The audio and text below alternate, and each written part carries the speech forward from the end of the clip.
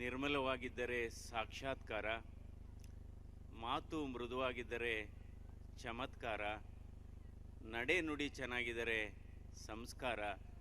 ಅದನ್ನೆಲ್ಲ ಒಗ್ಗೂಡಿಸ್ಕೊಂಡು ಕೂತಿರತಕ್ಕಂಥ ತಮ್ಮೆಲ್ಲರಿಗೂ ನನ್ನ ನಮಸ್ಕಾರ.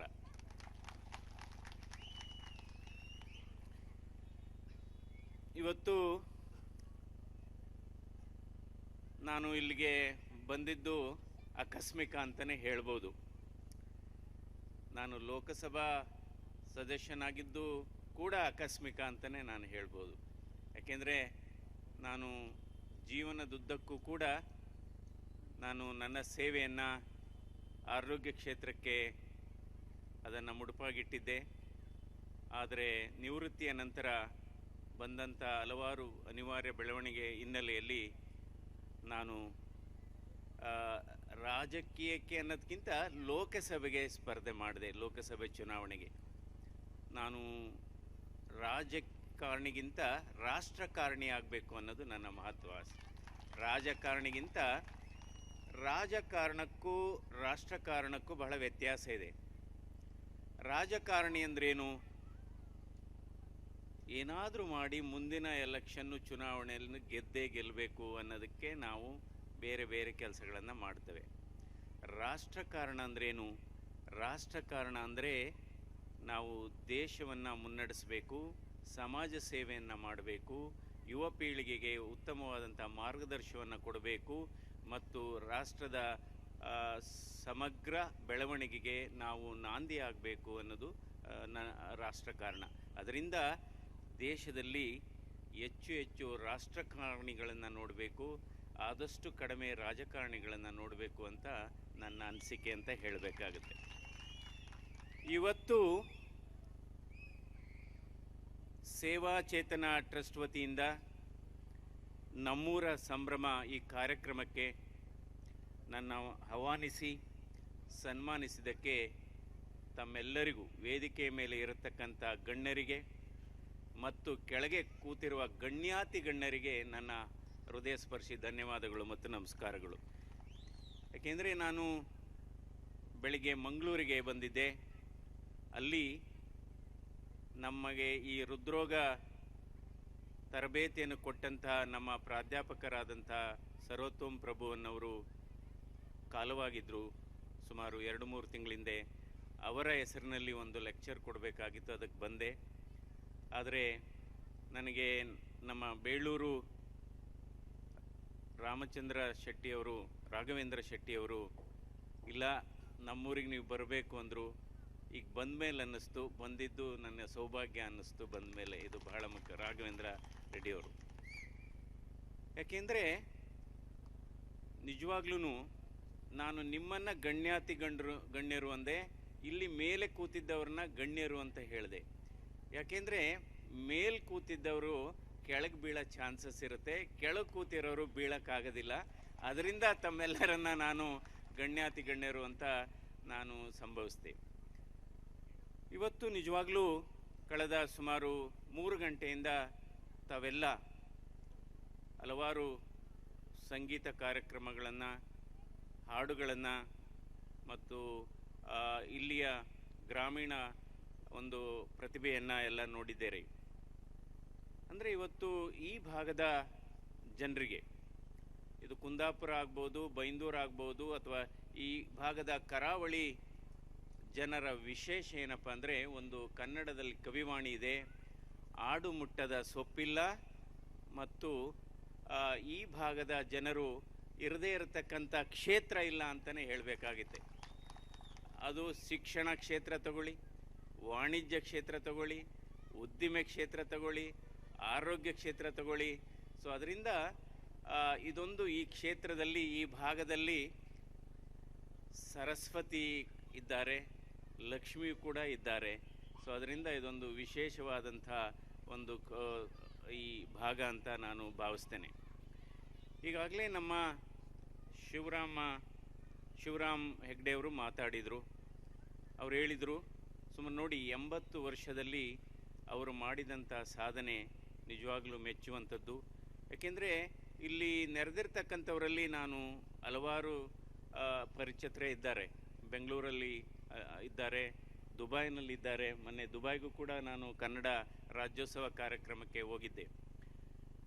ಒಂದು ಮಾತಿದೆ, ಸಾಧನೆ ಇಲ್ಲದೆ ಸತ್ತರೆ ಸಾವಿಗೆ ಅವಮಾನ, ಹಾಗೆಯೇ ಆದರ್ಶ ಇಲ್ಲದೆ ಸತ್ತರೆ ಬದುಕಿಗೆ ಅವಮಾನ ಅಂತ. ಸೊ ಅದರಿಂದ ನಾವು ಮನುಷ್ಯರಾಗಿ ಹುಟ್ಟಿದ ಮೇಲೆ ಒಂದು ಸಾಧನೆಯನ್ನು ಮಾಡಬೇಕಾಗುತ್ತೆ. ಅಂದರೆ ಸಾಧನೆ ಅಂದರೆ ದೊಡ್ಡ ದೊಡ್ಡ ಸಾಧನೆ ಅಂತನೂ ಏನಿಲ್ಲ, ಬೇರೊಬ್ಬರ ಮನಸ್ಸಿನಲ್ಲಿ ನೆನಪುಳಿಯತಕ್ಕಂಥ ಒಂದು ಕೆಲಸವನ್ನು ಮಾಡಿದರೆ ಅದೇ ಒಂದು ಅದ್ಭುತವಾದಂಥ ಸಾಧನೆ ಅಂತ ನಾನು ಹೇಳ್ತೇನೆ. ಯಾವಾಗಲೂ ಅಷ್ಟೇ, ಇವತ್ತು ಕಾಲಚಕ್ರ ಯಾವ ರೀತಿ ಇದೆ, ನಾವು ಯಾರ ಜೊತೆ ಒಡನಾಟವನ್ನು ಇಟ್ಕೊತೀವಿ, ಯಾರ ಜೊತೆ ಹೆಚ್ಚು ನಾವು ಸಂಬಂಧಗಳನ್ನು ಇಟ್ಕೋತೀವಿ, ಅದು ನಮ್ಮ ಬದುಕನ್ನು ನೇರವಾಗಿ ಅದೇ ರೀತಿ ತೆಗೆದುಕೊಂಡು ಹೋಗುತ್ತೆ. ಯಾರ ಜೊತೆ ನಮ್ಮ ಒಡನಾಟ ಇರುತ್ತೆ, ಯಾರ ಜೊತೆ ನಮ್ಮ ಸಂಬಂಧ ಇರುತ್ತೆ, ಅದರ ಜೊತೆನೇ ನಾವು ತಗೊಂಡೋಗುತ್ತೆ. ನೋಡಿ, ನಾವು ಜಾಸ್ತಿ ಶಿಕ್ಷಕರ ಜೊತೆ ಹೆಚ್ಚು ಸಂಬಂಧವನ್ನು ಇಟ್ಕೊಂಡ್ರೆ ನಾವು ಇನ್ನೂ ಕೂಡ ವಿದ್ಯಾರ್ಥಿಗಳಾಗಬೇಕು ಅಂತಲೇ ಅನಿಸುತ್ತೆ.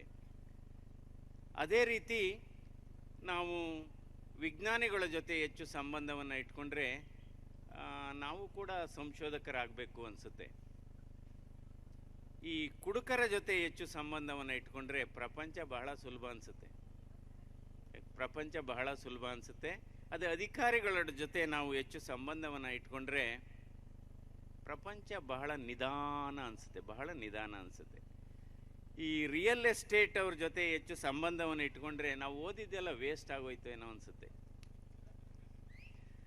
ಅದೇ ರೀತಿ ನಾವು LIC ಏಜೆಂಟ್ಗಳ ಜೊತೆ ಸಂಬಂಧವನ್ನು ಇಟ್ಕೊಂಡ್ರೆ ಬಹುಶಃ ಬೇಗ ಹೋಗ್ಬಿಡ್ಬೇಕೇನೋ ಅನಿಸುತ್ತೆ, LIC ಜೊತೆ ಏಜೆಂಟ್. ಹಾಗೆಯೇ ನಾವು ಸೈನಿಕರ ಜೊತೆ ಹೆಚ್ಚು ಸಂಬಂಧವನ್ನು ಇಟ್ಕೊಂಡ್ರೆ ನಾವು ಮಾಡಿರತಕ್ಕಂಥ ತ್ಯಾಗ ಬಲಿದಾನ ಬಹಳ ಕಡಿಮೆ ಅನಿಸುತ್ತೆ, ಇನ್ನೂ ಹೆಚ್ಚು ಮಾಡಬೇಕು ಅನಿಸುತ್ತೆ. ಆದರೆ ಸೇವಾ ಚೇತನ ಟ್ರಸ್ಟ್ ಅವರ ಜೊತೆ ಹೆಚ್ಚು ಸಂಬಂಧವನ್ನು ಇಟ್ಕೊಂಡ್ರೆ ಇನ್ನೂ ಹೆಚ್ಚು ಸಮಾಜ ಸೇವೆ ಮಾಡಬೇಕು ಅನಿಸುತ್ತೆ. ಅದು ಬಹಳ ಮುಖ್ಯವಾದದ್ದು. ಯಾಕೆಂದರೆ ಒಬ್ಬ ವಿದ್ಯಾರ್ಥಿ ಗುರುಗಳಿಗೆ ಕೇಳ್ತಾನಂತೆ, ನನಗೆ ಒಂದು ಕ್ಷೇತ್ರವನ್ನು ಕೊಡಿ, ಆ ಕ್ಷೇತ್ರದಲ್ಲಿ ಸ್ಪರ್ಧೆ ಇರಬಾರ್ದು. ಆಗ ಗುರುಗಳು ಹೇಳ್ತಾರಂತೆ, ನೀನು ಸಮಾಜ ಸೇವೆಯನ್ನು ಆರಿಸ್ಕೋ, ಆ ಕ್ಷೇತ್ರದಲ್ಲಿ ಯಾವುದೇ ಒಂದು ಸ್ಪರ್ಧೆ ಇರೋದಿಲ್ಲ.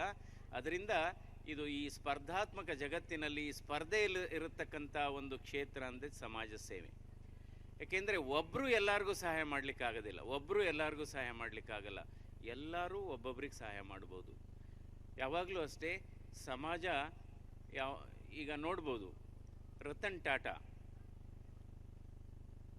ಅವರು ಬಿಲಿಯನೇರ್ ಲಿಸ್ಟಲ್ಲಿ ಇಲ್ಲ, 421ನೇ ಸ್ಥಾನ ಅವರಿಗೆ.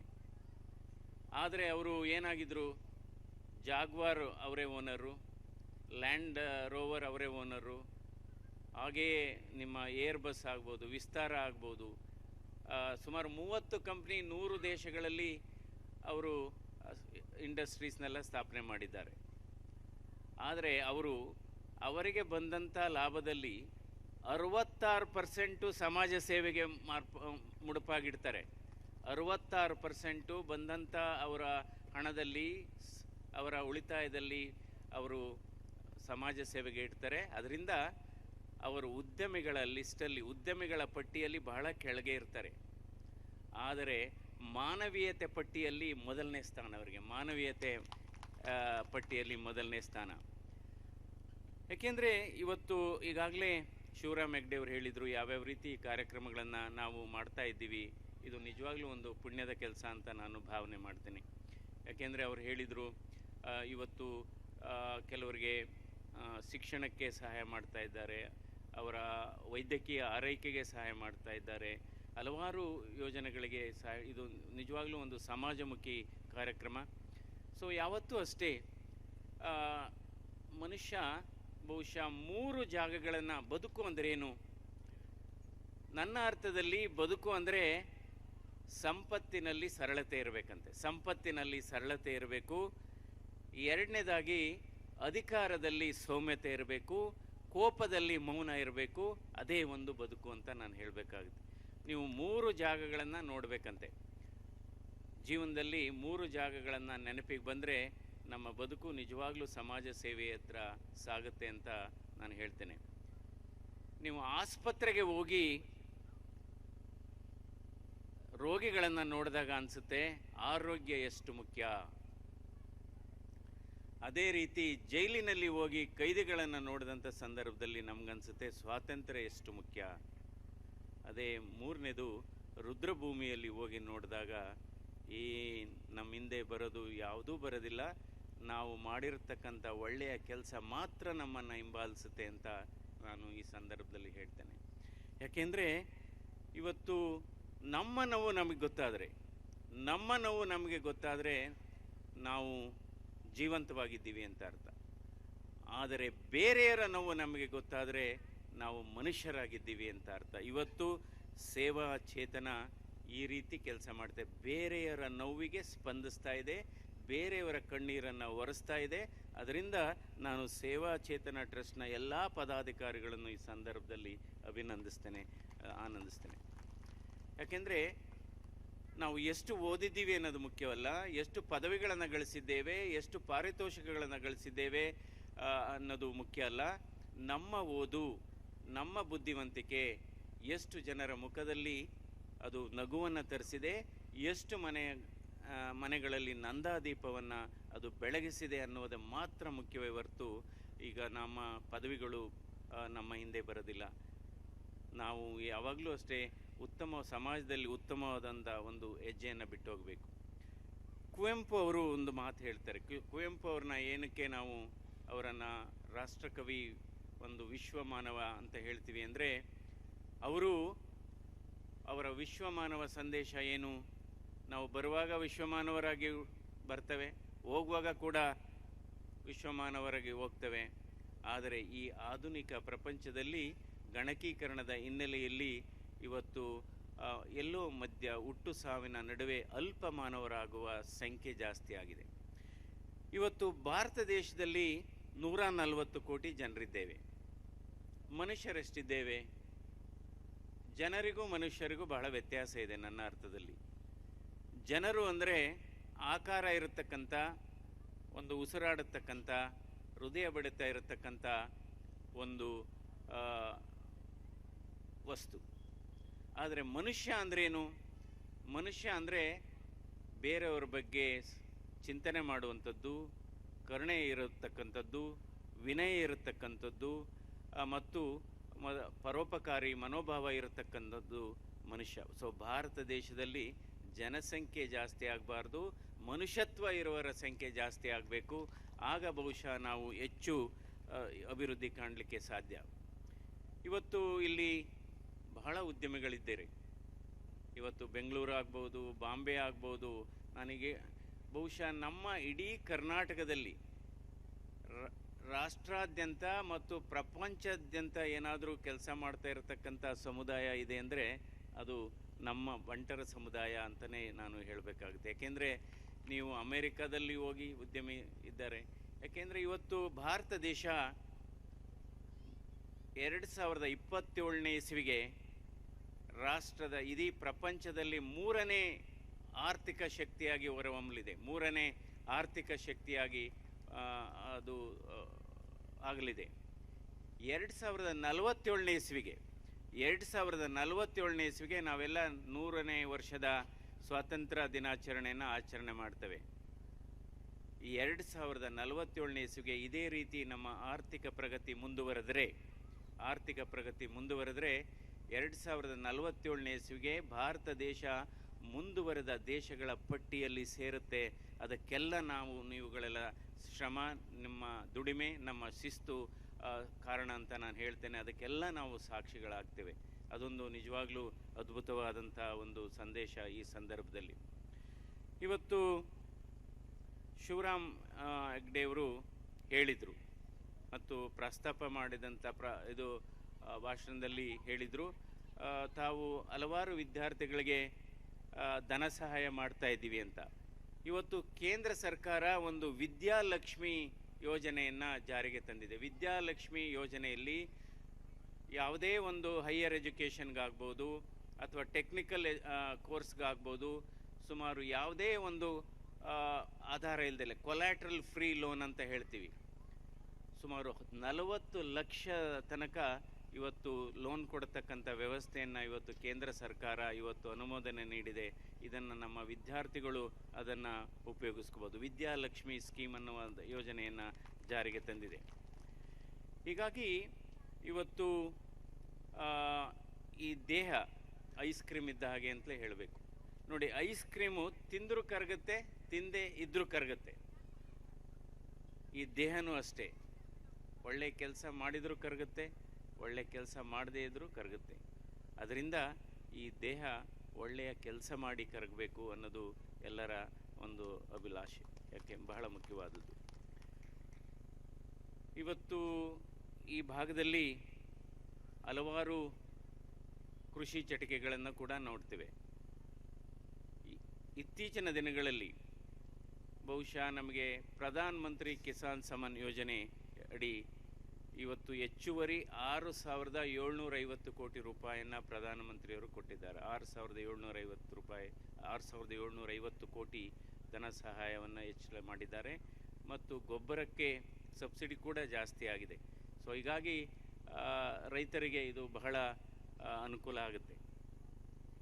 ತಾವೆಲ್ಲ ಅಂತ ಇರ್ಬೋದು, ಇದೇನು ಡಾಕ್ಟ್ರು ಅವರು ಹೃದ್ರೋಗ ತಜ್ಞರು ಬರೀ ಬದುಕಿನ ಬಗ್ಗೆ ಮಾತ್ರ ಮಾತಾಡ್ತಾ ಇದ್ದಾರೆ, ಜೀವನದ ತತ್ವ ಸಿದ್ಧಾಂತದ ಬಗ್ಗೆ ಮಾತಾಡ್ತಾ ಇದ್ದಾರೆ ಅನ್ನುವ ಮನಸ್ಸು ತಮಗೆ ಇದೆ ಅಂತ ಅಂದ್ಕೊಂಡಿದ್ದೀನಿ. ಸೊ ನಾನು ಹೃದ್ರೋಗ ತಜ್ಞನಾಗಿ ನಾನು ಮಾತಾಡೋದೇ ಆದರೆ, ಇವತ್ತು ಭಾರತ ದೇಶದಲ್ಲಿ 60% ಸಾವುಗಳು ಬದಲಾದ ಜೀವನ ಶೈಲಿ ಆಧಾರಿತ ಕಾಯಿಲೆಗಳಿಂದ ಆಗ್ತಾ ಇದೆ. 60% ಇವತ್ತು ಸಾವುಗಳು ಜೀವನ ಶೈಲಿ ಆಧಾರಿತ ಕಾಯಿಲೆಗಳಿಂದ ಇವತ್ತು ಸಾವನ್ನು ಅಪ್ತಾ ಇದ್ದಾರೆ. ಯಾವುದು ಜೀವನ ಶೈಲಿ ಆಧಾರಿತ ಕಾಯಿಲೆ? ಒಂದು ಹೃದಯಾಘಾತ ಮತ್ತು ಹೃದಯಕ್ಕೆ ಸಂಬಂಧಪಟ್ಟ ಕಾಯಿಲೆ, ಎರಡನೇದು ಅಧಿಕ ರಕ್ತದ ಒತ್ತಡ, ಮೂರನೇದು ಸಕ್ಕರೆ ಕಾಯಿಲೆ, ನಾಲ್ಕನೇದು ಪಾರ್ಶ್ವವಾಯು, ಐದನೇದು ಕ್ಯಾನ್ಸರು, ಆರನೇದು ಈಚೆಗೆ ಈ ಗುಂಪಿಗೆ ಸೇರಿಕೊಂಡಿದೆ. ಏನಪ್ಪ ಅಂದರೆ ಸ್ಕ್ರೀನ್ ಅಡಿಕ್ಷನ್, ಮೊಬೈಲ್ ಫೋನ್. ಬಹುಶಃ ಮನುಷ್ಯ ಕಂಡಿಡಿದ 2 ಕೆಟ್ಟ ವಸ್ತುಗಳು ಯಾವುದಪ್ಪ ಅಂದರೆ, ಒಂದು ದುಡ್ಡು, ಎರಡನೇದು ಮೊಬೈಲ್ ಫೋನು ಅಂತಲೇ ಹೇಳಬೇಕಾಗುತ್ತೆ. ಒಂದು ದುಡ್ಡು ನೋಡಿ, ದುಡ್ಡು ಎಷ್ಟೇ ಜನರ ಕೈ ಬದಲಾಯಿಸಿದ್ರೂ ಸೆಕೆಂಡ್ ಹ್ಯಾಂಡ್ ಆಗೋದಿಲ್ಲ. ಅದೇ ರೀತಿ ಇವತ್ತು ಮೊಬೈಲ್ ಫೋನು ಅಷ್ಟೇ. ಇವತ್ತು ಒಂಟಿತನ ಅನ್ನೋದು ಒಂದು ದೊಡ್ಡ ಕಾಯಿಲೆಯಾಗಿ ಹೊರಹೊಮ್ಮಿದೆ. ಒಂಟಿತನ ಅಂದ್ರೇನು? ಅವರು ಒಬ್ಬರೇ ಇದ್ದಾರೆ ಅಂತ ಅಲ್ಲ. ನೋಡಿ, ಮೊನ್ನೆ ನಾನು ಮಾಗಡಿಗೆ ಹೋಗಿದ್ದೆ. ಮಾಗಡಿಯಿಂದ ನಾನು ಈಗ ಲೋಕಸಭಾ ಸದಸ್ಯನಾದರೂ ಕೂಡ ವಾರದಲ್ಲಿ 2 ದಿವಸ 4 ಗಂಟೆ ನನ್ನ ವೈದ್ಯಕೀಯ ವೃತ್ತಿಯನ್ನು ಮುಂದುವರಿಸಿದ್ದೇನೆ. 2 ಗಂಟೆ 2 ದಿವಸ, ವಾರದಲ್ಲಿ 2 ದಿವಸ ಬೆಳಿಗ್ಗೆ ಮಧ್ಯಾಹ್ನ 12ರಿಂದ 4 ಗಂಟೆ ತನಕ ನಾನು ನನ್ನ ವೃತ್ತಿಯನ್ನು ಮುಂದುವರಿಸಿದ್ದೇನೆ. ನನ್ನ ಸಲಹೆ ಉಚಿತವಾಗಿ ಕೊಡ್ತಾ ಇದ್ದೇನೆ. ಸೊ ಮೊನ್ನೆ ನಾನು ಮಾಗಡಿಗೆ ಹೋಗಿದ್ದೆ. ಮಾಗಡಿಗೆ ಹೋದಂಥ ಸಂದರ್ಭದಲ್ಲಿ ಯಾರೋ ಇದು ಒಂದು 3:30ಗೆ ನಾನು ಅಪಾಯಿಂಟ್ಮೆಂಟ್ ಕೊಟ್ಟಿದ್ದೆ ಬೆಂಗಳೂರು ಜಯನಗರದಲ್ಲಿ. ಸೊ ಅವತ್ತು ನಾನು ಅವತ್ತು ಕಾರಿಂದ ಇಳಿದು ಮಾಧವಾರ ಅಂತ ಬರುತ್ತೆ, ಅಲ್ಲಿ ಮೆಟ್ರೋ ಸ್ಟೇಷನ್ ಹತ್ತಿದೆ. ಮೆಟ್ರೋ ರೈಲ್ ಹತ್ತಿ ಆನ್ ಟೈಮು ಬಂದ್ವಿ. ಇದು ಏನಕ್ಕೆ ಕೇಳ್ತಾ ಇದ್ದೀನಿ ಅಂದರೆ, ಇವತ್ತು ಈ ನಮ್ಮ ಉತ್ತಮವಾದಂಥ ಆರೋಗ್ಯಕ್ಕೆ BMW ಅನ್ನು ಫಾಲೋ ಮಾಡಬೇಕಾಗುತ್ತೆ. BMW ಅಂದರೆ BMW ಕಾರಲ್ಲ. BMW ಕಾರಲ್ಲಿ ಹೋದ್ರೇನು ಆರೋಗ್ಯ ಇಂಪ್ರೂವ್ ಆಗೋದಿಲ್ಲ. B ಅಂದರೆ ಬೈಸ್ಕಲ್ಲು, M ಅಂದರೆ ಮೆಟ್ರೋ, W ಅಂದರೆ ವಾಕಿಂಗ್. ಸೊ ಅದನ್ನು ನಾವು ಫಾಲೋ ಮಾಡಿದರೆ, ಅಂದರೆ ಅಟ್ಲೀಸ್ಟು ಬಾಂಬೆಯಲ್ಲಿರೋರು, ಬೆಂಗಳೂರಲ್ಲಿರೋರು ಅಥವಾ ಇನ್ನು ಬೇರೆ ದೊಡ್ಡ ನಗರಗಳಲ್ಲಿ ಇರೋರು ಇದು ಮಾಡಬೇಕಾಗುತ್ತೆ. ಸೊ ಇವತ್ತು ನೋಡಿ, ನಮ್ಮ ಯಾವ ರೀತಿ ಈ ಜೀವನ ಶೈಲಿ ಬದಲಾವಣೆ ಆಗಿದೆ. ಈಚೆಗೆ ಹೇಳ್ತಾರೆ ಜನ, ಕಾಲ ಬದಲಾಗಿದೆ ಅಂತಾರೆ. ಕಾಲ ಎಲ್ಲಿ ಬದಲಾಗಿದೆ? ಸೂರ್ಯ ಅಲ್ಲೇ ಇದೆ, ಭೂಮಿ ಇಲ್ಲೇ ಇದೆ, ಚಂದ್ರ ಇಲ್ಲೇ ಇದ್ದಾನೆ, ಮಾವಿನ ಸಿಹಿ ಇಲ್ಲೇ ಇದೆ, ಬೇವಿನ ಕೈ ಇಲ್ಲೇ ಇದೆ. ಕಾಲ ಬದಲಾಗಿಲ್ಲ, ಜನ ಬದಲಾವಣೆ ಆಗಿದ್ದಾರೆ, ಜನರ ಅಪೇಕ್ಷೆ ಬದಲಾವಣೆ ಆಗಿದೆ, ಜನರ ನಿರೀಕ್ಷೆ ಬದಲಾವಣೆ ಆಗಿದೆ. ನೋಡಿ, ಜೀವನ ಚಕ್ರ ಹೇಗೆ ಹೋಗುತ್ತೆ? ಮೊದಲನೇ 10 ವರ್ಷ ನಾವೇನು ಹೇಳ್ತೀವಿ, ಮಕ್ಕಳಿಗೆ ವಯಸ್ಸೆಷ್ಟು ಅಂತೀವಿ. 10ರಿಂದ 20 ವರ್ಷ ಏನು ಹೇಳ್ತೀವಿ, ಮಾರ್ಕ್ಸ್ ಎಷ್ಟು ಅಂತೀವಿ. 20ರಿಂದ 30 ವರ್ಷ ಏನು ಮಾಡ್ತೀವಿ, 20ರಿಂದ 30 ವರ್ಷ ಸಂಬಳ ಎಷ್ಟು. 30ರಿಂದ 50 ವರ್ಷ ಸಂಪಾದನೆ ಎಷ್ಟು. 50ರಿಂದ 60 ವರ್ಷಕ್ಕೆ ಏನು ಬಂದಂಥ ಸಂದರ್ಭದಲ್ಲಿ ಬಿ ಪಿ ಎಷ್ಟು, ಸಕ್ಕರೆ ಶುಗರ್ ಎಷ್ಟು, ಬಿ ಪಿ ಎಷ್ಟು, ಶುಗರ್ ಎಷ್ಟು. 50ರಿಂದ 60ಕ್ಕೆ 60ರಿಂದ 70ಕ್ಕೆ ಪೆನ್ಷನ್ ಎಷ್ಟು. 70 ಆದಮೇಲೆ ತಿರ್ಗಾ ವಯಸ್ಸೆಷ್ಟು. ನೋಡ್ಬೋದು, ಯಾರಾದ್ರು ತುಂಬ ವಯಸ್ಸಾದವ್ರು ಬಂದಂಥ ಸಂದರ್ಭದಲ್ಲಿ 90 ವರ್ಷ ಇದ್ದರೆ, 95 ಇದ್ದರೆ, ಏನು ಹೇಗಿದ್ದೀರಿ, ಆರೋಗ್ಯವಾಗಿದ್ದೀರಾ, ವಯಸ್ಸೆಷ್ಟು ಅಂತೀವಿ. ಸೊ ಈ ರೀತಿ ನಾವು ಈ ಜೀವನವನ್ನು ನೋಡ್ತಾ ಇದ್ದೇವೆ. ಜೀವನ ಶೈಲಿ ನಿಜವಾಗ್ಲೂ ಬದಲಾವಣೆ ಆಗಿದೆ. ಯಾಕೆ ಇದರಿಂದ ಇವತ್ತು ಈ ಬದಲಾದ ಜೀವನ ಶೈಲಿಯಿಂದನೇ ಇವತ್ತು ಈ ಕಾಯಿಲೆಗಳೆಲ್ಲ ಜಾಸ್ತಿ ಆಗಿರೋ. ನೋಡಿ, ಈ ಕಾಯಿಲೆಗಳು ನಾನೇನು ಹೇಳಿದೆ, ಹಿಂದೆ ಏನಾಗ್ತಾ ಇತ್ತು, ಮಕ್ಕಳು ತಂದೆ ತಾಯಿಗಳನ್ನ ಈ ಚಿಕಿತ್ಸೆಗೆ ಕರ್ಕೊಬರ್ತಾಯಿದ್ರು. ಆದರೆ ಇವತ್ತು ತಂದೆ ತಾಯಿಗಳು ಅವರ ಮಕ್ಕಳನ್ನು 25ರಿಂದ 45 ವರ್ಷ ವಯೋಮಿತಿಯಲ್ಲಿ ಇರ್ತಕ್ಕಂಥ ಮಕ್ಕಳನ್ನು ಈ ಎಲ್ಲ ಕಾಯಿಲೆಗೂ ಕರ್ಕೊಬರ್ತಾ ಇದ್ದಾರೆ. ಹಾರ್ಟ್ ಅಟ್ಯಾಕ್ ಆಗ್ಬೋದು, ಸ್ಟ್ರೋಕ್ ಆಗ್ಬೋದು, ಬಿ ಪಿ ಆಗ್ಬೋದು. ಅದರಿಂದ ಇವತ್ತು ಜನರು ಸಂತೋಷವಾಗಿಲ್ಲ. ನೋಡಿ, ಹಿಂದೆ ತ್ರೇತಾಯುಗ ಅಂತ ಇತ್ತು. ಆ ತ್ರೇತಾಯುಗದಲ್ಲಿ ಏನು ಕಲ್ಪನೆ ಏನಿತ್ತು ಅಂದರೆ ಎಲ್ಲರೂ ಚೆನ್ನಾಗಿರಬೇಕು ಅಂತ. ನಂತರ ದ್ವಾಪರ ಯುಗದಲ್ಲಿ ಏನಾಯಿತು, ಇಲ್ಲ ಮೊದಲು ನಾನು ಚೆನ್ನಾಗಿರಬೇಕು, ಆಮೇಲೆ ಬೇರೆಯವ್ರು ಚೆನ್ನಾಗಿರಬೇಕು ಅಂತ. ಇವತ್ತು ಕಲಿಯುಗದಲ್ಲಿ ಏನಾಗಿದೆ ಅಂದರೆ ನಾನು ಚೆನ್ನಾಗಿರಬೇಕು, ಬೇರೆಯವ್ರು ಚೆನ್ನಾಗಿರಬಾರ್ದು ಅಂತ. ಸೊ ಹೀಗಾಗಿ ಇವತ್ತು ಬಹಳ ಒತ್ತಡದ ಜೀವನವನ್ನು ನಾವೆಲ್ಲ ಮಾಡ್ತಾ ಇದ್ದೀವಿ. ಸುಮಾರು ಜನ ಸಂತೋಷವಾಗಿಲ್ಲ. ಈಗಿನ ಈ ಬಹಳ ವೇಗವಾಗಿ ಹೋಗತಕ್ಕಂಥ ಯುಗದಲ್ಲಿ ಯಾಕೆ ಚೆನ್ನಾಗಿಲ್ಲ ಅಂದರೆ, ಯಾಕೆ ಸಂತೋಷವಾಗಿಲ್ಲ ಈಗಿನ ಸಮಾಜದಲ್ಲಿ, ಅದರಲ್ಲೂ ಯುವ ಪೀಳಿಗೆಯವರು, ಯಂಗ್ಸ್ಟರ್ಸು ಬಹಳ ಸಂತೋಷವಾಗಿಲ್ಲ. ಯಾಕೆ ಸಂತೋಷವಾಗಿಲ್ಲ ಅಂದರೆ, ಬೇರೆಯವ್ರು ಸಂತೋಷವಾಗಿದ್ದಾರೆ ಅಂದ್ಬಿಟ್ಟು ಇವ್ರು ಸಂತೋಷವಾಗಿಲ್ಲ. ಸೊ ಹೀಗಾಗಿ ಇವತ್ತು ಈ ಕಾಯಿಲೆಗಳೆಲ್ಲ ಜಾಸ್ತಿ ಆಗ್ತಿದೆ. ಭಾರತ ದೇಶದಲ್ಲಿ ಪ್ರತಿ ವರ್ಷ ಹಾರ್ಟ್ ಅಟ್ಯಾಕಿಂದ ಸುಮಾರು 30 ಲಕ್ಷ ಜನ ಸಾವನ್ನಪ್ತಾ ಇದ್ದಾರೆ. 30 ಲಕ್ಷ ಜನ ಸಾವನ್ನಪ್ತಾ ಇದ್ದಾರೆ. ಅದರಿಂದ ನಾವು ಮಾಡಿದಂಥ ಕೆಲಸವನ್ನು ನಾನು ಪಾರ್ಲಿಮೆಂಟಲ್ಲಿ ಕೂಡ ಮಾತಾಡಿದೆ. ಅಂದರೆ ಇವತ್ತು ಹೃದಯಾಘಾತ ಆದಂಥ ಸಂದರ್ಭದಲ್ಲಿ ಗೋಲ್ಡನ್ ಅವರಲ್ಲಿ ಚಿಕಿತ್ಸೆ ಕೊಡಬೇಕು. ಇವಾಗ ಕೆಲವರು ಅಪಘಾತದ ಬಗ್ಗೆ ಹೇಳಿದರು. ಇವತ್ತು ಅಪಘಾತ ಆದಂಥ ರಸ್ತೆ ಅಪಘಾತಗಳಾದಂಥ ಸಂದರ್ಭದಲ್ಲಿ, ಹೃದಯಾಘಾತ ಆದಂಥ ಸಂದರ್ಭದಲ್ಲಿ ನಾವು ಪ್ರಥಮ 2 ಗಂಟೆ 3 ಗಂಟೆ ಒಳಗೆ ನಾವು ಚಿಕಿತ್ಸೆಯನ್ನು ಗೋಲ್ಡನ್ ಅವರಲ್ಲಿ ಕೊಟ್ಟರೆ ಹೆಚ್ಚಿನ ಪ್ರಮಾಣದಲ್ಲಿ ನಾವು ಅವ್ರನ್ನೆಲ್ಲ ಬದುಕಿಸ್ಬೋದು. ಅದಕ್ಕೋಸ್ಕರ ಇವತ್ತು ನಾವು ಒಂದು ಸ್ಕೀಮನ್ನು ತಂದ್ವಿ ಸುಮಾರು 1.5 ವರ್ಷದಿಂದ. ಏನು, ಹೃದಯಾಘಾತ ಆದಂಥ ಸಂದರ್ಭದಲ್ಲಿ ಹಳ್ಳಿಗಳಲ್ಲಿ ಅಥವಾ ತಾಲೂಕು ಮಟ್ಟದಲ್ಲಿ ಇರತಕ್ಕಂಥ ಆಸ್ಪತ್ರೆಗಳಲ್ಲೇ ನಾವು ಮೊದಲನೇ ಚಿಕಿತ್ಸೆಯನ್ನು ಕೊಡಬೇಕು. ಅದು ಸುಮಾರು 45 ತಾಲೂಕು ಆಸ್ಪತ್ರೆಗಳಲ್ಲಿ ಇವತ್ತು ಕರ್ನಾಟಕದಲ್ಲಿ ಜಾರಿ ಇದೆ. ಅದು ಮುಂದಿನ ದಿನಗಳಲ್ಲಿ 90 ತಾಲೂಕಿಗೆ ವಿಸ್ತರಣೆ ಆಗುತ್ತೆ. ದಕ್ಷಿಣ ಕನ್ನಡ ಜಿಲ್ಲೆ, ಉಡುಪಿ ಜಿಲ್ಲೆಯಲ್ಲೂ ಕೂಡ 15 ತಾಲೂಕು ಈ ಪಟ್ಟಿಗೆ ಸೇರಲಿದೆ. 15ರಿಂದ 20 ತಾಲೂಕಿಗೆ. ಅಂದರೆ ಹೆಂಗೆ ವರ್ಕ್ ಆಗುತ್ತೆ ಅಂದರೆ, ಇದು ಹಾರ್ಟ್ ಅಟ್ಯಾಕ್ ಆದಾಗ ಆಯಿತು ಕುಂದಾಪುರ ತಾಲೂಕು ಹಾಸ್ಪಿಟ್ಲಿಗೆ ಹೋಗ್ತಾರೆ ಅಥವಾ ಬೈಂದೂರು ತಾಲೂಕು ಹಾಸ್ಪಿಟ್ಲಿಗೆ ಹೋಗ್ತಾರೆ. ಅಲ್ಲಿ 18,000 ರೂಪಾಯಿ ಬೆಲೆ ಬಾಳುವ ಒಂದು ಇಂಜೆಕ್ಷನ್ ಕೊಡೋಂಥದ್ದು. ಅದನ್ನು ಕೊಟ್ಟರೆ ಸುಮಾರು 90% ಜನರಿಗೆ ಅದು ಹೃದಯಾಘಾತದ ಸಿಂಪ್ಟಮ್ಸ್ ಕಡಿಮೆ ಆಗುತ್ತೆ. ನಂತರ 3 ಗಂಟೆ ಅಥವಾ 6 ಗಂಟೆ ಆದಮೇಲೆ ಅವರು ಎಲ್ಲ ಸ್ವಲ್ಪ ಸುಧಾರಿಸ್ಕೊಂಡ ಮೇಲೆ ಎಲ್ಲಿ ನೆಕ್ಸ್ಟು ದೊಡ್ಡ ಆಸ್ಪತ್ರೆ ಇದೆ, ಆಂಜಿಯೋಪ್ಲಾಸ್ಟಿ ಸ್ಟೆಂಟ್ ಮಾಡತಕ್ಕಂಥ ಆಸ್ಪತ್ರೆ ಇದೆ, ಅಲ್ಲಿಗೆ ಶಿಫ್ಟ್ ಮಾಡುವಂಥದ್ದು. ಸೊ ಈ ರೀತಿಯ ಹಬ್ ಆ್ಯಂಡ್ ಸ್ಪೋಕ್ ಮಾಡೆಲನ್ನು ಇಡೀ ದೇಶದಲ್ಲೇ ಇದನ್ನು ಜಾರಿಗೆ ತರಬೇಕು ಎನ್ನುವ ಒತ್ತಾಯವನ್ನು ನಾನು ಪಾರ್ಲಿಮೆಂಟಲ್ಲಿ ಮಾಡಿದ್ದೇನೆ, ಹೆಲ್ತ್ ಕಮಿಟಿನಲ್ಲೂ ಮಾಡಿದ್ದೇನೆ. ಅದೇ ರೀತಿ ಇವತ್ತು ರೋಡ್ ಟ್ರಾಫಿಕ್ ಆಕ್ಸಿಡೆಂಟ್ ಆಗ್ಬೋದು. ಜನರಿಗೆ ಗೊತ್ತಿಲ್ಲ ರೋಡ್ ಟ್ರಾಫಿಕ್ ಆಕ್ಸಿಡೆಂಟ್ ಬಗ್ಗೆ. ನಮ್ಮ ದೇಶದಲ್ಲಿ ಪ್ರತಿ ವರ್ಷ 4.5 ಲಕ್ಷ ಜನ ಇವತ್ತು ರಸ್ತೆ ಅಪಘಾತದಿಂದ ಸಾಯ್ತಾ ಇದ್ದಾರೆ.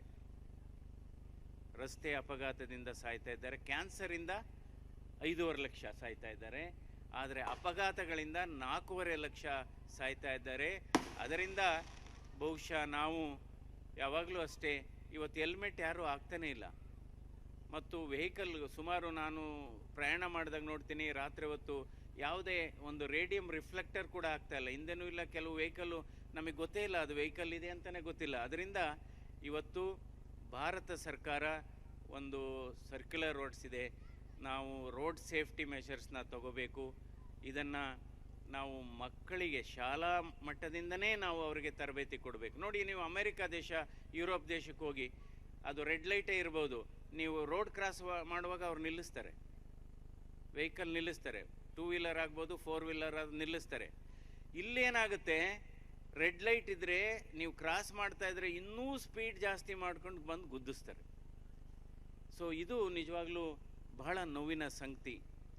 ಅದಕ್ಕೋಸ್ಕರ ಒಂದು ಅಭಿಯಾನ ಆಗಬೇಕಾಗಿದೆ ರಾಜ್ಯದಲ್ಲಿ, ದೇಶದಲ್ಲಿ. ಅಟ್ಲೀಸ್ಟ್ ಒಂದು 60 ದಿನಗಳಲ್ಲಿ ಎಲ್ಲ, ಇದು ರಸ್ತೆ ಸಾರಿಗೆ ಇಲಾಖೆ ಆಗ್ಬೋದು, ಪೊಲೀಸ್ ಇಲಾಖೆ ಆಗ್ಬೋದು, ಎಲ್ಲ ವಾಹನಗಳಿಗೆ ನೋಡಿ, ಕೆಲವರು ಟ್ರ್ಯಾಕ್ಟರ್ಗಳಿಗೆ ಏನು, ಅಥವಾ ಆಟೋ ರಿಕ್ಷಾ ಆಗ್ಬೋದು, ಟೆಂಪೋ ಟ್ರಾವೆಲರ್ ಆಗ್ಬೋದು, ನೈಟ್ ಟೈಮ್ ಟ್ರಾವೆಲ್ ಮಾಡಿದರೆ ಅದು ರಿಫ್ಲೆಕ್ಟ್ರೇ ಇಲ್ಲ, ಹಿಂದೆನೂ ಇಲ್ಲ ಮುಂದೆನೂ ಇಲ್ಲ, ಹಳೆ ಟ್ರಕ್ಗಳಿಗೂ ಇಲ್ಲ. ಅದನ್ನು 60 ದಿವಸದಲ್ಲಿ ಅದನ್ನು ಅಭಿಯಾನವನ್ನು ನಾವೆಲ್ಲ ಮಾಡಿದರೆ ಬಹುಶಃ ಯಾಕೆಂದರೆ ರೋಡ್ ಟ್ರಾಫಿಕ್ ಆಕ್ಸಿಡೆಂಟಲ್ಲೆಲ್ಲ ಸಾವನ್ನಪ್ಪವರು ಎಲ್ಲ ಆರೋಗ್ಯವಂತರೇ. ಸೊ ಅದರಿಂದ ಈ ರೀತಿ ನಾವು ಮಾಡಬೇಕಾಗುತ್ತೆ. ಈ ಹೃದಯಾಘಾತದ ಕಾಯಿಲೆ ಯಾಕೆ ಜಾಸ್ತಿ ಆಗಿದೆ? ಇದಕ್ಕೆ ಕಾರಣ ಇದೆ. ಹಿಂದೆ ಎಲ್ಲ ಏನಾಗ್ತಾ ಇತ್ತು, 65 ವರ್ಷ ಆದಮೇಲೆ ವಯಸ್ಸೇ ಒಂದು ಕಾರಣ ಇತ್ತು. ಇವತ್ತೇನಾಗಿದೆ, 45 ವರ್ಷ ಆಗ್ತಿದ್ದಂಗೆ ಆ ವಯಸ್ಸೇ ಕಾರಣ ಹೃದಯಾಘಾತಕ್ಕೆ. ನಂತರ ಹೆಂಗಸರಲ್ಲಿ ಇದು ಹಿಂದೆ ಹೃದಯಾಘಾತ ಬಹಳ ಕಡಿಮೆ ಇತ್ತು, ಆದರೆ ಅವರಲ್ಲೂ ಕೂಡ ಸ್ವಲ್ಪ ಈಗ ಕ್ರಮೇಣ ಜಾಸ್ತಿ ಆಗ್ತದೆ. ಹೆಂಗಸರಲ್ಲಿ ಒತ್ತಡ ಅವರೇನು ಇದು ಅವ್ರಿಗೆ ಹಾರ್ಮೋನ್ಸ್ ಪ್ರೊಟೆಕ್ಷನ್ ಕೊಡ್ತದೆ ಅಂತ ಹೇಳ್ತಾ ಇದ್ವಿ. ಇವತ್ತೇನಾಗಿದೆ, ಹೆಣ್ಣುಮಕ್ಕಳಲ್ಲಿ, ಹೆಂಗಸರಲ್ಲಿ ಇವತ್ತು ಬಹಳ ಒತ್ತಡ ಇದೆ. ಇವತ್ತು ಸಂಸಾರದ ಒತ್ತಡ ಇದೆ, ವಿದ್ಯಾಭ್ಯಾಸದ ಒತ್ತಡ ಇದೆ. ಅವರು ಕೂಡ ಗಂಡಸರಂತೆ ಕೆಲಸ ಮಾಡ್ತಾ ಇದ್ದಾರೆ. ಇನ್ನೊಂದು ಬಹಳ ಮುಖ್ಯವಾದದ್ದು, ಇವತ್ತು ಮಕ್ಕಳ ವಿದ್ಯಾಭ್ಯಾಸ ತಾಯಂದಿರ ಪರೀಕ್ಷೆ ಆಗಿದೆ. ಮಕ್ಕಳ ವಿದ್ಯಾಭ್ಯಾಸ ತಾಯಂದಿರ ಪರೀಕ್ಷೆ ಆಗಿದೆ. ನೀವು ನೋಡ್ಬೋದು, ಅವ್ರ ಮಕ್ಕಳೇನಾದರೂ ಪರೀಕ್ಷೆ ತಗೊಂಡು ಮಾರ್ಕ್ಸ್ ಕಾರ್ಡ್ ಬರ್ತಾ ಇದೆ, ಮಾರ್ಕ್ಸ್ ಕಾರ್ಡ್ ಇವತ್ತು ಸಿಗುತ್ತೆ ಅಂದರೆ ಅವತ್ತು ತಾಯಿ ಹೃದಯ ಬಡಿತ ಜಾಸ್ತಿ ಆಗುತ್ತೆ, ಅವ್ರ ಬ್ಲಡ್ ಪ್ರೆಷರ್ ಜಾಸ್ತಿ ಆಗುತ್ತೆ. ಅದರಿಂದ ಇವತ್ತು ಹೆಂಗಸರಲ್ಲೂ ಕೂಡ ನಮ್ಮ ಅಧ್ಯಯನದಲ್ಲಿ 45 ವರ್ಷಕ್ಕಿಂತ ಚಿಕ್ಕವರಲ್ಲಿ ಹೃದಯಾಘಾತದಂಥ ನಮ್ಮ ಪಟ್ಟಿಯಲ್ಲಿ 8% ಹೆಣ್ಮಕ್ಳಿದ್ದಾರೆ. 23 ವರ್ಷದ ಡಾಕ್ಟ್ರು, ಲೇಡಿ ಡಾಕ್ಟ್ರು, 29 ವರ್ಷದ ಇಂಜಿನಿಯರು. ಈ ಕಾಯಿಲೆನೂ ಅಷ್ಟೇ, ಹಿಂದೆ ಏನಾಗಿತ್ತು, ಈ ಹಾರ್ಟ್ ಅಟ್ಯಾಕ್ ಎಲ್ಲ ಶ್ರೀಮಂತರ ಕಾಯಿಲೆ ಅಂತ ಇದ್ವಿ. ಇಲ್ಲ, ಇದು ಹಳ್ಳಿಗಳಲ್ಲೂ ಕೂಡ ಇದೆ, ಕೂಲಿ ಕಾರ್ಮಿಕರಲ್ಲೂ ಕೂಡ ಇದೆ, ಇವತ್ತು ರೈತರಲ್ಲೂ ಕೂಡ ಇದೆ. ಅದರಿಂದ ಇವತ್ತು ಈ ಹೃದಯಾಘಾತ ಅನ್ನೋದು ಭಾರತ ದೇಶದಲ್ಲಿ ಒಂದು ಜಾತ್ಯತೀತ ಕಾಯಿಲೆ ಅಂತಲೇ ಹೇಳಬೇಕಾಗುತ್ತೆ. ಎಲ್ಲ ವರ್ಗಗಳಲ್ಲೂ, ಬಡವರು ಶ್ರೀಮಂತರಲ್ಲಿ ಎಲ್ಲ ಕೂಡ ಜಾಸ್ತಿ ಆಗುತ್ತೆ. ಸೊ ಇವೆಲ್ಲ ಬದಲಾಯಿಸೋಕ್ಕಾಗಲ್ಲ, ವಯಸ್ಸು ಬದಲಾಯಿಸೋಕ್ಕಾಗಲ್ಲ. ಮತ್ತು ಯಾವುದೇ ಒಂದು ಕುಟುಂಬದಲ್ಲಿ 50 ವರ್ಷಕ್ಕಿಂತ ಚಿಕ್ಕ ವಯಸ್ಸಿನಲ್ಲಿ ಹೃದಯಾಘಾತ ಆಗಿದರೆ ಅಂಥ ಕುಟುಂಬದಲ್ಲಿ ಇದು ಹೃದಯಾಘಾತದ ಪ್ರಮಾಣ ಜಾಸ್ತಿ ಇರುತ್ತೆ. ಅದನ್ನ ಫ್ಯಾಮಿಲಿ ಹಿಸ್ಟ್ರಿ ಅಂತ ಹೇಳ್ತೀವಿ. ಇವ್ಯಾವೂ ಬದಲಾಯಿಸೋಕ್ಕಾಗಲ್ಲ, ತಂದೆ ತಾಯಿ ಬದಲಾಯಿಸೋಕ್ಕಾಗಲ್ಲ, ವಯಸ್ಸು ಬದಲಾಯಿಸೋಕ್ಕಾಗಲ್ಲ. ಆದರೆ ಬದಲಾಯಿಸ್ಬೋದಂಥ ಕಾರಣ ಯಾವುದು? ಬದಲಾಯಿಸ್ಬೋದಂಥ ಕಾರಣ ಯಾವುದಪ್ಪ ಅಂದರೆ, ಒಂದು ಸ್ಮೋಕಿಂಗು, ಧೂಮಪಾನ ನಿಜವಾಗ್ಲೂ ಮಾಡಬಾರ್ದು. ಧೂಮಪಾನ ಬಹಳ ಮುಖ್ಯ. ಇವತ್ತು ಭಾರತ ದೇಶದಲ್ಲಿ 51% ಜನ ಇವತ್ತು ಧೂಮಪಾನ ಮಾಡ್ತಾ ಇದ್ದಾರೆ. ಎರಡನೇದು ಸಕ್ಕರೆ ಕಾಯಿಲೆ. ಇವತ್ತು ಭಾರತ ದೇಶ ವಿಶ್ವದ ಸಕ್ಕರೆ ಕಾಯಿಲೆ ರಾಜಧಾನಿಯಾಗಿದೆ. 10 ಕೋಟಿ ಜನರಿಗೆ ಸಕ್ಕರೆ ಕಾಯಿಲೆ ಇದೆ, 10 ಕೋಟಿ ಜನರು ಸಕ್ಕರೆ ಕಾಯಿಲೆ ಬಾಗಿಲಲ್ಲಿ ಬಂದು ನಿಂತಿದ್ದಾರೆ. ಮೂರನೇದು ಡ್ರಿಂಕ್ಸು, ಆಲ್ಕೋಹಾಲ್. ಈ ಆಲ್ಕೋಹಾಲ್ ಬಗ್ಗೆ 2-3 ಥರ ಒಂದು ಅಧ್ಯಯನ ಇದೆ. ಆಲ್ಕೋಹಾಲ್ ಅಂದರೆ ಡ್ರಿಂಕ್ಸ್ನ ಕಡಿಮೆ ಅಮೌಂಟ್ ತೊಗೊಂಡ್ರೆ, ಕಡಿಮೆ ಕ್ವಾಂಟಿಟಿ ತೊಗೊಂಡ್ರೆ ಅದೇನು ಹೃದಯಕ್ಕೆ ಅಂಥದ್ದೇನು ತೊಂದರೆ ಇಲ್ಲ ಅಂತ ಒಂದು ಅಧ್ಯಯನ ಇದೆ. ಆದರೆ ವೈದ್ಯರಾಗಿ ನೀವು ಆಲ್ಕೋಹಾಲ್ ಕುಡೀರಿ ಅಂತ ನಾವು ಹೇಳೋದಿಲ್ಲ. ಯಾಕೆ ಹೇಳೋದಿಲ್ಲ ಅಂದರೆ, ಡಾಕ್ಟ್ರು ಹೇಳಿದರು ಆಲ್ಕೋಹಾಲ್ ತಗೋಬೋದು ಅಂತ, ಅದನ್ನು ಜ್ಞಾಪಕದಲ್ಲಿ ಇಟ್ಕೋತಾರೆ. ಡಾಕ್ಟ್ರು ಎಷ್ಟು ಕ್ವಾಂಟಿಟಿ ಹೇಳಿದ್ರು ಅದು ಮರ್ತು ಬಿಡ್ತಾರೆ. ಅದರಿಂದ ಆಲ್ಕೋಹಾಲ್ ಡೆಫಿನೆಟಾಗಿ ಈ ಹೃದಯಕ್ಕೆ ಹಾನಿಯಾಗುತ್ತೆ, ಅದರಿಂದ ಬ್ಲಡ್ ಪ್ರೆಷರ್ ಜಾಸ್ತಿ ಆಗುತ್ತೆ. ಇನ್ನು ಕೆಲವ್ರು ಏನು ಹೇಳ್ತಾರೆ ಅಂದರೆ, ಯಾವುದೋ ಅಕೇಶನಲ್ಲಿ ಕುಡಿತೀವಿ ಸರ್ ಅಷ್ಟೇ ಅಂತ ಹೇಳೋದು. ಅವರ ಹೆಂಡ್ತಿ ಹೇಳ್ತಾರೆ, ಸರ್ ಇವ್ರಿಗೆ ಅಕೇಶನ್ನು ದಿನ ಅಕೇಶನ್ನೇ ಇವ್ರಿಗೆ ಅಂತ. ಸೊ ಅದರಿಂದ ಅದು ನಿಜವಾಗ್ಲೂ ಮಾರಕ. ನಂತರ ಈ ಕೊಲೆಸ್ಟ್ರಾಲ್ ಬಗ್ಗೆ ಹಲವಾರು ಜನರಿಗೆ ಬಹಳ ಒಂದು ತಪ್ಪು ಕಲ್ಪನೆ ಇದೆ. ಶರೀರದ ತೂಕಕ್ಕೂ ಕೊಲೆಸ್ಟ್ರಾಲ್ಗೂ ಸಂಬಂಧ ಇಲ್ಲ. ಸಣ್ಣಕ್ಕಿರ್ಬೋದು, ತೂಕ ಕಡಿಮೆ ಇರ್ಬೋದು, ಕೊಲೆಸ್ಟ್ರಾಲ್ ಜಾಸ್ತಿ ಇರ್ಬೋದು. ಅದರಿಂದ ನಾನು ಸಣ್ಣಕ್ಕಿದ್ದೀನಿ, ತೂಕ ಕಡಿಮೆ ಇದ್ದೀನಿ, ನನಗೆ ಕೊಲೆಸ್ಟ್ರಾಲ್ ಇಲ್ಲ ಅನ್ನೋ ಭಾವನೆ ಬರಬಾರ್ದು. ಸೊ ಶರೀರದ ತೂಕಕ್ಕೂ ಕೊಲೆಸ್ಟ್ರಾಲ್ಗೂ ಯಾವುದೇ ಸಂಬಂಧ ಇಲ್ಲ. ಇವತ್ತು ಭಾರತ ದೇಶದಲ್ಲಿ ಈ ಜೀನ್ಸ್ ಬದಲಾವಣೆ ಆಗಿದೆ. 70% ಕೊಲೆಸ್ಟ್ರಾಲು ಶರೀರದಲ್ಲೇ ಉತ್ಪತ್ತಿ ಆಗುತ್ತೆ, ಏನು ತಿಂದೇ ಇದ್ರೂ ಉತ್ಪತ್ತಿ ಆಗುತ್ತೆ. ಇನ್ನು 30% ಮಾತ್ರ ನಾವು ತಿನ್ನೋದ್ರಲ್ಲಿ ಮಾತ್ರ ಬರುತ್ತೆ. ನಂತರ ಇನ್ನೊಂದು ಬಹಳ ಮುಖ್ಯವಾದದ್ದು, ನಮ್ಮ ಮನೋಭಾವ, ನಮ್ಮ ಭಾವನೆಗಳು ಕೂಡ ಹೃದಯದ ಮೇಲೆ ನೇರವಾಗಿ ಪರಿಣಾಮ ಬೀಳುತ್ತೆ. ಕೆಲವ್ರು ಹೇಳ್ತಾರೆ, ಡಾಕ್ಟ್ರೇ ನನಗೆ ಸಕ್ಕರೆ ಕಾಯಿಲೆ ಇಲ್ಲ, ನಾನು ಸ್ಮೋಕ್ ಮಾಡಲ್ಲ, ಮಾಂಸ ತಿನ್ನಲ್ಲ, ನನಗೆ ಯಾಕೆ ಹಾರ್ಟ್ ಅಟ್ಯಾಕ್ ಆಗುತ್ತೆ? ಬಹಳ ಜನ ತರ್ಕ ಮಾಡ್ತಾರೆ. ನಮ್ಮ ಮನಸ್ಸಿನ ಭಾವನೆಗಳು, ನಮ್ಮ ಯಾವ ರೀತಿ ನಾವು ನಡ್ಕೊತೀವಿ, ನಾವು ಯಾವ ರೀತಿ, ಅದಕ್ಕೆ ಹೇಳ್ತೀವಿ ನಾವು ಕೋಪ ಮಾಡ್ಕೋಬಾರ್ದು ಅಂದು. ಕೋಪ ಅಂದರೆ ಒಂದು ತಾಪ ಇದ್ದಂಗೆ. ಕೋಪ ಮಾಡಿಕೊಂಡ್ರೆ ಹೃದಯದ ಬಡಿತ ಜಾಸ್ತಿ. ನೋಡಿ, ನಿಮ್ಗೆ ಆಗದೆ ಇದ್ದವ್ರು ಯಾರು ಬಂದು ನಿಮ್ಮ ಪಕ್ಕ ಕೂತ್ಕೊಂಡ್ರೆ ಹಾರ್ಟ್ ರೇಟ್ ಜಾಸ್ತಿ ಆಗುತ್ತೆ, ಬ್ಲಡ್ ಪ್ರೆಷರ್ ಜಾಸ್ತಿ ಆಗುತ್ತೆ. ಅದರಿಂದ ನಾವು ಅದಕ್ಕೆ ಹೇಳ್ತೀವಿ ಇಂಗ್ಲೀಷಲ್ಲಿ ಹರಿ, ವರಿ, ಕರಿ ಇವು 3 ಇರಬಾರ್ದಂತೆ. ಹರಿ, ವರಿ, ಕರಿ 3 ಇರಬಾರ್ದು.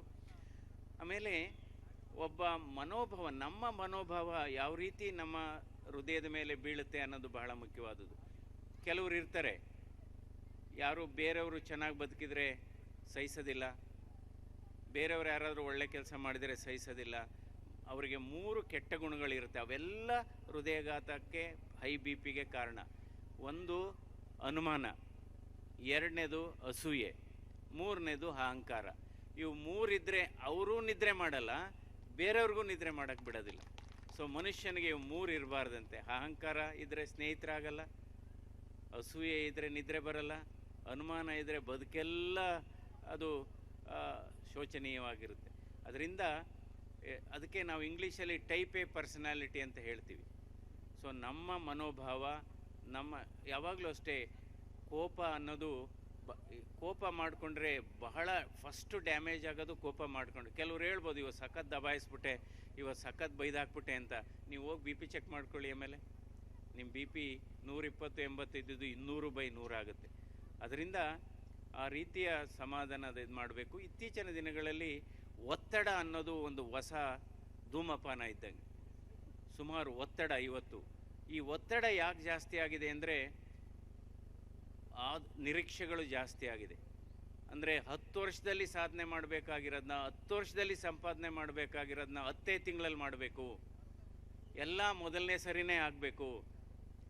ಸೊ ಹೀಗಾಗಿ ಅಂದರೆ ಯಾವುದೇ ನಾನು ಸೋಲ್ ಕಾಣಬಾರ್ದು. ಹೀಗಾಗಿ ಈ ಒತ್ತಡ ಜಾಸ್ತಿ ಆಗಿದೆ. ಒತ್ತಡ ಅನ್ನೋದು ಈಗ ನೋಡಿ, ಬಿ ಪಿ ಮೆಷರ್ ಮಾಡ್ಬೋದು, ಶುಗರ್ ಮೆಷರ್ ಮಾಡ್ಬೋದು, ಕೊಲೆಸ್ಟ್ರಾಲ್ ಮೆಷರ್ ಮಾಡ್ಬೋದು, ಒತ್ತಡವನ್ನು ಮೆಷರ್ ಮಾಡೋಕ್ಕಾಗಲ್ಲ. ಅದರಿಂದ ಇವತ್ತು ಒತ್ತಡ ಅನ್ನೋದು ಒಂದು ಹೊಸ ಧೂಮಪಾನನೇ ಅಂತ ಹೇಳಬೇಕಾಗತ್ತೆ. ಇನ್ನೊಂದು ಸಿಟ್ಟಿಂಗ್ ಡಿಸೀಸ್ ಅಂತ ಈಗ ಬಂದಿದೆ. ಏನಾದರೂ ಒಂದೇ ಜಾಗದಲ್ಲಿ ಸತತವಾಗಿ 5 ಗಂಟೆ ಕೂತ್ಕೊಂಡ್ರೆ ಅದು 5 ಸಿಗರೇಟು ಸೇದಿದಷ್ಟು ಅದರ ದುಷ್ಪರಿಣಾಮ. ಇದು ಕೆಲವರು ಹೆಂಗಸರಲ್ಲಿ ಸ್ವಲ್ಪ ಸಿಟ್ಟಿಂಗ್ ಡಿಸೀಸು ಜಾಸ್ತಿ ಅನಿಸುತ್ತೆ. ಯಾಕೆಂದರೆ ಕೆಲವು ಕಡೆ ಹೆಂಗಸರುಗಳು ಧಾರಾವಾಹಿಗಳನ್ನ ನೋಡ್ತಾ ಕೂತ್ಕೊಂಡ್ಬಿಡ್ತಾರೆ. ಈ ಧಾರಾವಾಹಿಗಳು ಈ ಯುಗದಲ್ಲಿ ಮುಗಿಯೋದೇ ಇಲ್ಲ. ಕೆಲವು 124 ಅಂತಾರೆ, ಆಮೇಲೆ 126, 127 ಈಗ ಆಗ್ತಾ ಇರುತ್ತೆ. ಅದರಿಂದ ಇದು ಸಿಟ್ಟಿಂಗ್ ಡಿಸೀಸ್ ಅಂತಲೂ ಕೂಡ ಇದೆ. ಒಂದೇ ಜಾಗದಲ್ಲಿ ನಿಂತ್ಕೊಳ್ಳೋದು ಒಂದು ಎಕ್ಸರ್ಸೈಸೇ. ಸೊ ವ್ಯಾಯಾಮ ಮಾಡಬೇಕು. ಹಿಂದೆ ಎಲ್ಲ ಸೈಕಲ್ಗಳು ನೋಡ್ತಾ ಇದ್ವಿ, ಇವತ್ತು ಸೈಕಲ್ಗಳು ಎಲ್ಲ ಮಾಯ ಆಗಿದೆ. ಹೃದಯ ಕೂಡ ಅದೇ ಹೇಳ್ತೇವೆ, ಪ್ರತಿದಿನ ನೀವು ಒಂದು 45 ನಿಮಿಷ ನಡೆದರೆ ನಿಮ್ಮ ಆಯಸ್ಸು ಸುಮಾರು 10-12 ವರ್ಷ ಜಾಸ್ತಿ ಆಗುತ್ತೆ. ಹೃದಯ ಕೂಡ ಅದೇ ಹೇಳುತ್ತೆ, ನೀನು ನನಗಾಗಿ 1 ತಾಸು ಚಲಿಸು, ನಿನಗಾಗಿ ನಿರಂತರವಾಗಿ ಮಿಡಿಯುತ್ತೇನೆ ಇಂತಿ ಹೃದಯ ಅಂತ. ಅದರಿಂದ ನಾವು ನಡಿಬೇಕು. ಅಂದರೆ ದೇಹ ಚಲಿಸಬೇಕು, ಮನಸ್ಸು ಸ್ಥಿರವಾಗಿರಬೇಕು. ಆದರೆ ಇವತ್ತೇನಾಗಿದೆ, ದೇಹ ಚಲಿಸ್ತಾ ಇಲ್ಲ, ಆದರೆ ಮನಸ್ಸು ಚಲಿಸ್ತಾ ಇದೆ. ಇವತ್ತು ಭಾರತ ದೇಶದಲ್ಲಿ ದುಡಿದು ಸತ್ತವರಿಗಿಂತ ಚಿಂತೆ ಮಾಡಿ ಸತ್ತವರ ಸಂಖ್ಯೆನೇ ಜಾಸ್ತಿ ಆಗಿದೆ. ಇವತ್ತು ಚಿಂತೆ ಅನ್ನೋದು ಒಂದು ಹೊಸ ಕಾಯಿಲೆ, ಒಂಟಿತನ ಅನ್ನೋದು ಒಂದು ಹೊಸ ಕಾಯಿಲೆ. ಈ ಒಂಟಿತನ ಯಾಕಪ್ಪ ಬಂತು ಅಂದರೆ, ನೀವು ನೋಡ್ಬೋದು, ನಾನು ಮೊನ್ನೆ ಮೆಟ್ರೋದಲ್ಲಿ ಹೇಳಿದೆ, ಮರ್ತೋಯ್ತು ನಾನು. ಆ ಮೆಟ್ರೋದಲ್ಲಿ ನಾನು ಹೋಗಿ ಕೂತ್ಕೊಂಡಾಗ ಎಲ್ಲರಿಗೂ ಒಂದು 2 ನಿಮಿಷ ಗೊತ್ತಾಗಿಲ್ಲ. ಯಾಕೆ ಆಮೇಲೆ ಡಾಕ್ಟರ್ ಮಂಜುನಾಥ್ ಸರ್ ನೀವು ಟ್ರಾವೆಲ್ ಮಾಡ್ತಾಯಿದ್ರೆ ಅದುವರೆಗೆ ಆ ಸಾಲಲ್ಲಿ ಕೂತಿದ್ದವರೆಲ್ಲ ಮೊಬೈಲ್ ಫೋನ್ ನೋಡ್ತಾಯಿದ್ರು. ಈ ಮೊಬೈಲ್ ಫೋನ್ ನೋಡಿರೋದೇ ಒಂದು ಕಾರಣ ಒಂಟಿತನಕ್ಕೆ. ಇವತ್ತು ಮೊಬೈಲ್ ಫೋನ್ ನೋಡ್ಬೋದು ನೀವು. ಹಿಂದೆ ಎಲ್ಲ ನಾವು ಏರ್ಪೋರ್ಟು, ರೈಲ್ವೆ ಸ್ಟೇಷನ್, ಬಸ್ ಸ್ಟ್ಯಾಂಡಲ್ಲಿ ಕೂತ್ಕೊಂಡು ಮಾತಾಡ್ತಾಯಿದ್ವಿ ಒಬ್ರಿಗೊಬ್ರು, ಅದರಿಂದ ಪರಿಚಯ ಮಾಡ್ಕೋತಿದ್ವಿ. ಈಗ ಯಾವುದೂ ಇಲ್ಲ, ನಿಮ್ಮ ಪಕ್ಕದಲ್ಲಿ ಕೂತಿದ್ರೆ ಎಲ್ಲ ಅವ್ರ ಪಾಡ್ಗೆ ಅವ್ರು ಮೊಬೈಲ್ ನೋಡ್ಕೋತಾ ಇದ್ದಾರೆ. ಇದೇ ಒಂದು ಒಂಟಿತನಕ್ಕೆ ಕಾರಣ. ಇವತ್ತು ಒಂಟಿತನದಿಂದನೂ ಈ ಕಾಯಿಲೆಗಳು ಜಾಸ್ತಿ ಆಗಿದೆ. ಈಗ ಆಲ್ರೆಡಿ ಸಮಯ ತುಂಬ ಜಾಸ್ತಿ ಆಗಿದೆ. ನನಗೆ ಬಹುಶಃ ನಿಜವಾಗ್ಲೂ ನಾನು ನಿಮ್ಮನ್ನೆಲ್ಲ ಅಭಿನಂದಿಸಬೇಕು. ನಿಮ್ಮ ತಾಳ್ಮೆಗೆ ನೀವು ನಿಜವಾಗ್ಲೂ ಒಂದು ಸೆಲ್ಯೂಟೇ ನಾನು ಮಾಡಬೇಕಾಗುತ್ತೆ. ಯಾವಾಗಲೂ ಅಷ್ಟೇ, ನಾವು ನಮ್ಮ ಕೆಲಸವನ್ನು ಪ್ರೀತಿಸಬೇಕಾಗುತ್ತೆ. ನಮ್ಮ ಕೆಲಸವನ್ನು ನಾವು ಪ್ರೀತಿಸಿದರೆ ಎಷ್ಟು ಕೆಲಸ ಮಾಡಿದರೂ ನಮಗೆ ದಣವಾಗೋದಿಲ್ಲ. ಆದರೆ ನಮ್ಮ ಕೆಲಸವನ್ನು ನಾವು ಪ್ರೀತಿಸದೇ ಇದ್ದರೆ ಅರ್ಧ ಗಂಟೆ ಕೆಲಸ ಮಾಡಿದರೆ ಮೈಕೈ ನೋವು ಬರುತ್ತೆ, ತಲೆನೋವು ಬರುತ್ತೆ. ಅದರಿಂದ ಅದಕ್ಕೆ ಇಂಗ್ಲೀಷಲ್ಲಿ ಹೇಳ್ತೀವಿ, you should salute your work and you need not salute anybody. ನಾವು ನಮ್ಮ ಕೆಲಸನ ಸಲ್ಯೂಟ್ ಮಾಡಿದರೆ ಯಾರಿಗೂ ಸಲ್ಯೂಟ್ ಮಾಡೋ ಅವಶ್ಯಕತೆ ಇಲ್ಲ.